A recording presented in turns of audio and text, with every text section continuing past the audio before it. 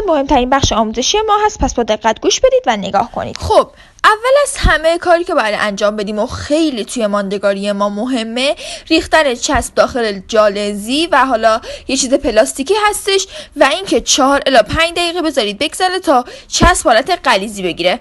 بعد از اون تا موقعی که چسب ما حالت غلیظی بگیره یه خورده وازلین بدون عطر و بومون رو با کمک گوش پاک‌کن برمی‌داریم و به موجه‌های پایین مشتری کاملا آغشته می‌کنیم. یعنی تمام موجه‌های پایین مشتری باید وازلینی و چرب بشه. ولی نکته‌ای که باید توی وازلین زدن توجه کنید چیه؟ اینه که به قسمت بیرونی بیشتر وازلین بزنید. چرا؟ به خاطر اینکه به قسمت بالایی چشم بیشتر اصابت داره و اتصال داره. وازلینمون هم که گفتم حتما باید بدون عطر و بو باشه. خب الان من میخوام استایل گربه‌ای کار کنم، ولی نه خیلی گربه‌ای، یه گربه‌ای حالا حجم و اندازه متوسط. میام از سایز 16 استفاده میکنم. موجه ها هم که قبلا بریدم داخل جا قرصی، حالا جای ظرف هر چیزی میتونید بریزید. حالا خورد شده بهتره که جلوی مشتری خورد نکنید و در خانه خورد کرده باشید. بعد از اینکه موجه ها رو برداشتم نگاه کنید به صورت سه تایی هم بریدم. خب بچه‌ها همینطوری که داخل تصویر میبینید چسب منو نگاه کنید چه حالت غلیظی گرفته. این کار ماندگاری میده به سبک کار ما. خب ما با قلممون، با استفاده از قلممون یا هر چیز دیگه که میخوایم به موجه چسب بزنیم، بچه‌ها نگاه کنید چسب و علاوه بر این که به نخم میزنم به ساقه های موجه هم چسب میزنم. این کار خیلی ماندگاری میده ها. یعنی شما فقط نخشو نمیای مشی کنی، جدا از این که نخشو مشی میکنید یه خورده به ساقه ها هم چسب میزنید. خب بچه‌ها برای شروع کردن موجه ها خیلی نیاید از بیرون موجه شروع کنید، یه خورده فاصله بدید و موجه رو دقیقاً کجا اتصال باید بدید. بچه‌ها نگاه کنید، پلک مشتری رو میگیرید، به مشتری میگید پایین رو نگاه کنه، بعد پلکش رو میگیرید، موجه رو دقیقاً روی بن رویش موجه ها میذارید. یعنی کجا؟ یعنی نه نزدیک به بن موجه و نه خیلی دور از بن موجه. بعد از اینکه گذاشتید موجه هاشو، یعنی چشمای مشتریتون رو ول میکنید و از بالا و یا گوشه همون قسمت ساقه ها که گفتم چسب زدیم اون قسمت رو با پنسمون فیکس میکنیم. و نکته دیگه هم هستش اینه که هر یه دونه موجه‌ای که میذاریم پنس ما کثیف میشه و ما باید با دستمون پاک کنیم. دستتون رو بعد از اومدن هر مشتری ضد عفونی کنید. خب بچه‌ها اولین موجه رو گذاشتیم دیدید، دومی هم به همین صورت به ساقه هاش چسب میزنیم، به نخش چسب میزنیم. ساقه ها هم خیلی نباید بیادش بالا، یه خورده بالاتر، یعنی یه خورده تا وسط چسب میزنیم ولی نه خیلی زیاد. خب بچه‌ها نکته‌ای که خیلی مهمه برای دومین گذاشتن دومین موجه، به اندازه یه تار موجه میاریم روی موجه قبلی، یعنی به صورت ضربدری میشه. به اندازه یه تار میاد روی موجه قبلی. بچه‌ها همینطوری هم که میبینید دیگه نمیام از خط رویش فیکس کنم، میام از جایی که چسب زدم به قسمت ساقه ها، از اونجا موجه های خود مشتری و موجه های کاش شده رو به هم فیکس میکنم. خب بچه‌ها یه دور دیگه نگاه کنید، به ساقه ها چسب میزنم، به خط موجه چسب میزنم و موقع گذاشتن موجه ها به اندازه یه تار میام روی موجه قبلی. بچه‌ها چشم یه حالت نیم دایره داره. شما باید هر یه دونه موجه‌ای که به قسمت داخلی چشم نزدیک میشه دستتون رو بچرخونید. خب بچه‌ها ببینید این یه دونه موجه‌ای هم که گذاشتم به اندازه یه تار آوردم روی موجه قبلی و از بالا 2 مرتبه فیکس کردم. یعنی کجا رو فیکس کردم؟ قسمت ساقه ها رو که گفتم چسب میزنیم. دقیقاً پنسمون رو دقیقاً از همون جا به موجه های خود مشتری چفت میکنیم، با پنسمون روی هم فشار میدیم. بچه‌ها موقعی که دارید بیس کاشتون رو میزنید، یعنی یک کاش تک لاین، حتما فیکستون خیلی محکم نباشه چون موجه با پنس در میاد. خب برای دومین گذاشتن دومی که حالا نفهم کنم چندمین موجه است، بچه‌ها نگاه کنید 2 مرتبه جدا از این که به نخ موجه ها چسب میزنم به ساقه ها هم چسب میزنم. کاملا نگاه کنید به اندازه یه تار میاد روی موجه قبلی. دستم هم در حال چرخشه. بچه ها این خیلی مهمه که خط کاشتون تمیز در بیاد. چطوری تمیز در میاد؟ این که دستتون رو به حالت نیم دایره وقتی به قسمت داخلی چشم نزدیک میشه بچرخونید. حالا از بالا میخوام بهتون طرز فیکس کردن رو توضیح بدم. بچه ها نگاه کنید، یه دونه رو که میبینید گذاشتم به اندازه یه تار آوردم روی موجه قبلی قبلی و موقع فیکس کردن پایین رو نگاه میکنه. اون قسمتی که به ساقه ها چسب زدن به موجه های خودش چفت میکنم. به همین راحتی. پنسم هم نگاه کنید بچه ها کثیف شده. باز این خیلی مهمه که پنستون رو تمیز کنید وگرنه موجه ها باش در میاد و موجه ها رو کثیف میکنه. خب بچه ها من توی این استایلم از سایز 16 استفاده کردم، از سایز 14 استفاده کردم و الان از سایز 12 میخوام استفاده کنم. بچه ها این که چطور به موجه ها چسب بزنید خیلی مهمه. خب حتما این که نخش رو میبینید حالت سفید رنگ و بیرنگی داره، جدا از اون که باید حتما مشکی بشه و چسب بزنید بهش، به ساقه ها هم چسب بزنید و اینکه مراقبت کنید که چسب به نوک موجه ها نخوره چون کارتون کثیف میشه. به اندازه یه تار میاریم روی موجه قبلی و قسمت ساقه ها رو به هم فیکس میکنیم، به موجه های خود مشتری فیکس میکنیم.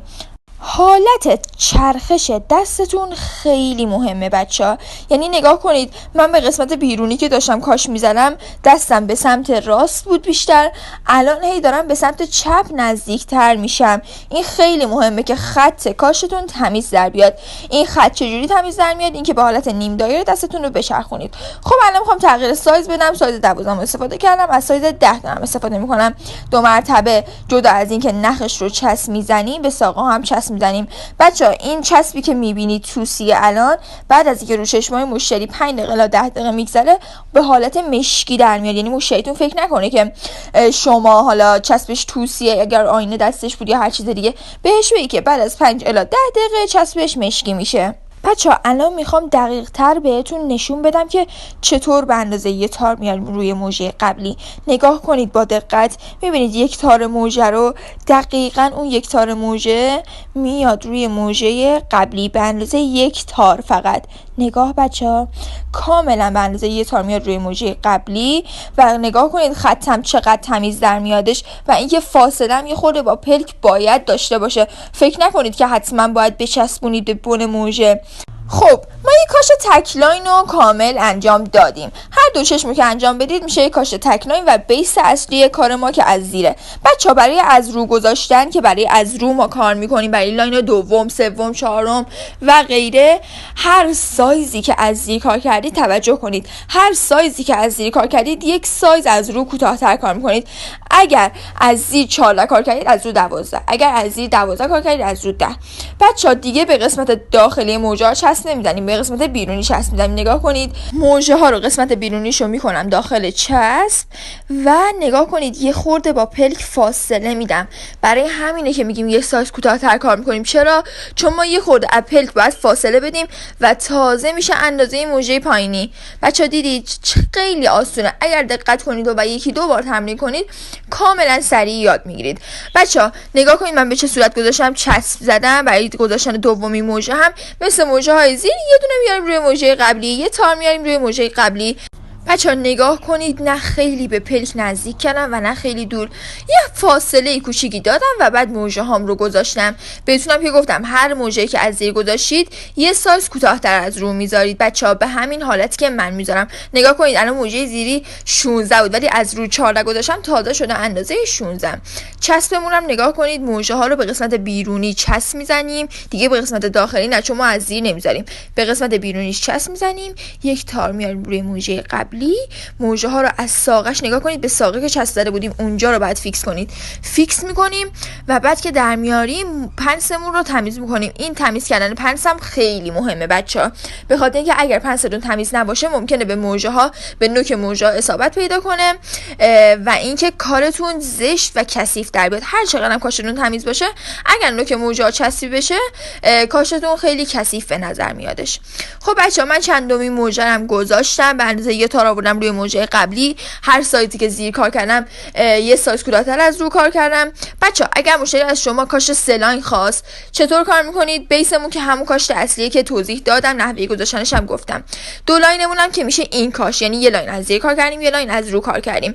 برای گذاشتن سومین لاین همین سایزایی که برای لاین دوم گذاشتیم برای لاین سوم هم از رو میذاریم به همین ترتیب که میبینید. کاملا آسونه. بچه‌ها این که یه موقع میبینید چشمای مشتریاتون تقارن در نمیاد، این برای چیه؟ لطفاً هر مشتری که دارید هر یه دونه موژه که برای چشم سمت راستش میذارید برای چپ هم بذارید، برای چشم سمت چپش میذارید برای راست هم بذارید. یعنی هر تکنیکی که دارید انجام میدید برای دو چشم همزمان انجام بدید. این کار تقارن ایجاد میکنه بین دو چشمای مشتری. الان ما یه کاش دو لاین تکمیل رو داریم بچه‌ها. نگاه کنید، خطمو نگاه کنید، یه خورده اون فاصله باید معلوم بشه. موجای چشمای مشتری منو میبینید بچه‌ها؟ یه خورده اون فاصله هم معلومه. این فاصله باید معلوم باشه تا کاشتون تمیز باشه. خب ما برای کاش کالیتا، کایلی، هیبریدی، هالیوودی به چه پالت‌هایی نیاز داریم؟ به پالت‌های ناوینا. حالا یا میتونید صورتش استفاده کنید یا آبیش حالت ابریشمی تری داره.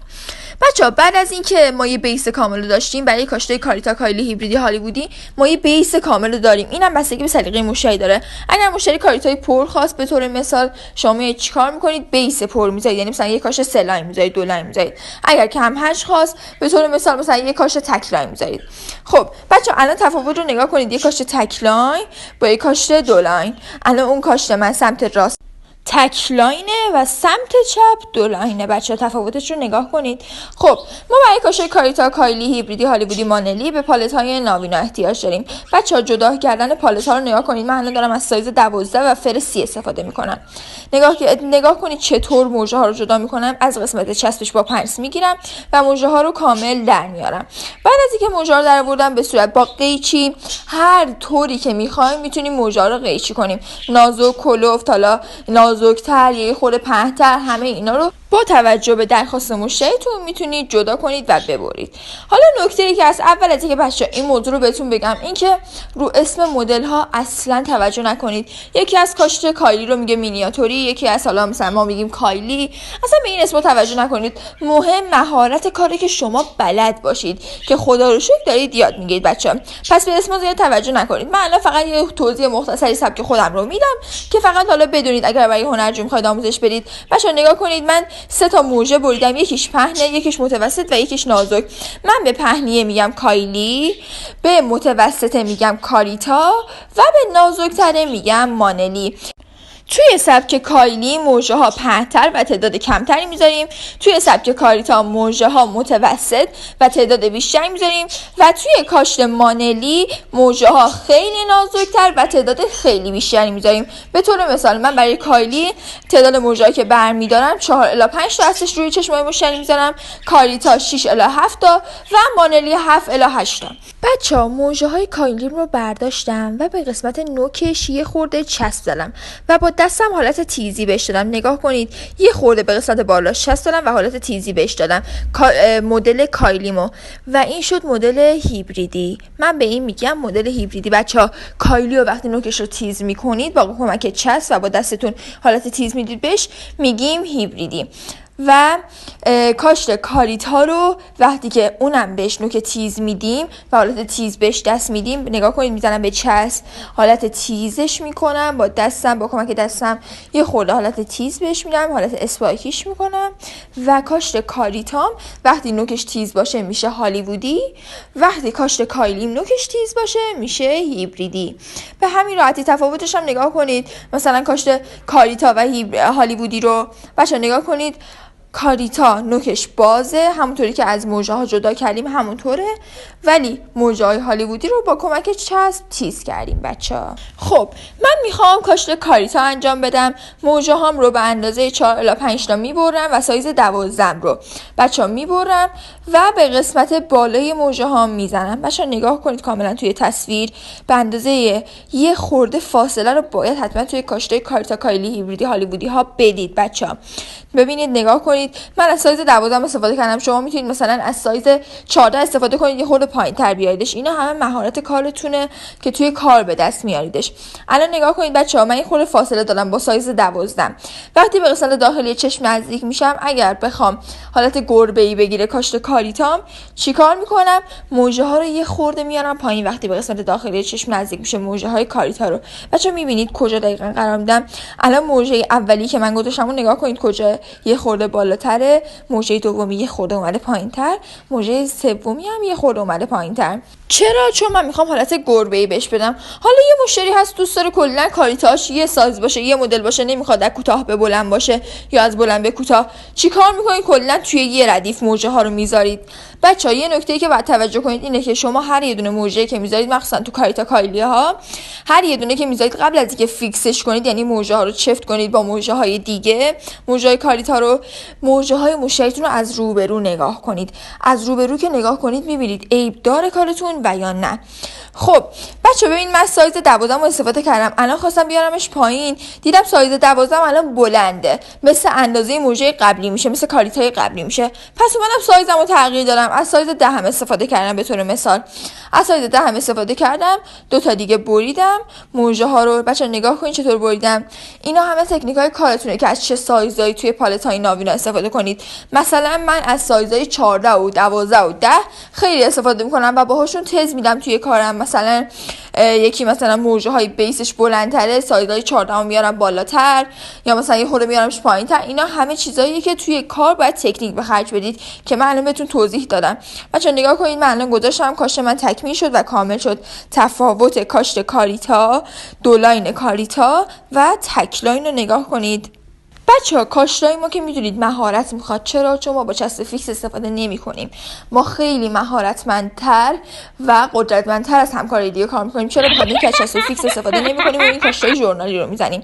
این کاشتای ژورنالیمون یعنی کاریتا کایلی هیبریدی هالیوودیا، بعد از اینکه بچه‌ها گذاشتید حتما با حالا قلمتون هر چیزی به موجه ها، به اون موجه های کاریتا کایلی هیبریدی هالیوودی، حالا مانلی، اینا به اون قسمت موجه ها، بچه‌ها نگاه کنید کجا چسب دادم، نه به کل موجه ها، فقط به اون قسمت کاریتا کایلی هیبریدی هالیوودی ها به اون قسمت چسب میزنید و با پنستون 2 مرتبه فیکس میکنید.